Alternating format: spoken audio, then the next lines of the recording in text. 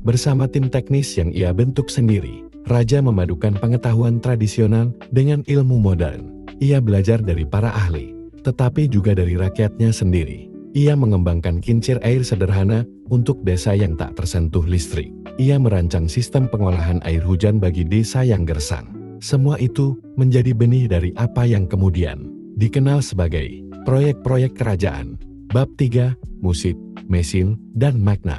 Meski ia seorang raja, Bhumibol tidak kehilangan jiwa senimannya. Di istana, ia dikenal gemar berjaga malam, duduk di ruang musiknya, memainkan saksofon atau klarinet, terkadang ditemani oleh musisi jazz internasional yang diundangnya secara pribadi. Lagu-lagunya tak sekadar melodi. Ia menulis tentang perdamaian, kasih, dan tanah air.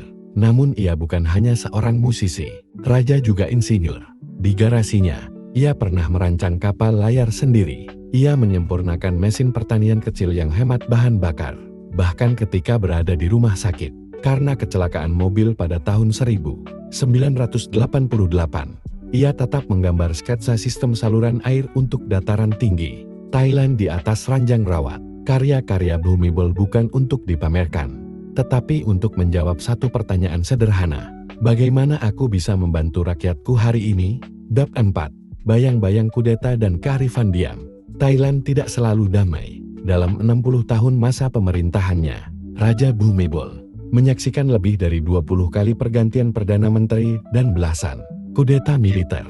Namun ia tetap berdiri sebagai jangkar stabilitas. Ia jarang berbicara di depan umum, tetapi ketika ia melakukannya, satu kalimatnya bisa mengubah arah bangsa. Salah satu momen paling bersejarah adalah pada tahun 1992, ketika konflik antara militer dan demonstran, mahasiswa mencapai puncaknya dan kekerasan meletus di jalanan Bangkok. Raja memanggil pemimpin militer dan pemimpin pro-demokrasi ke istana.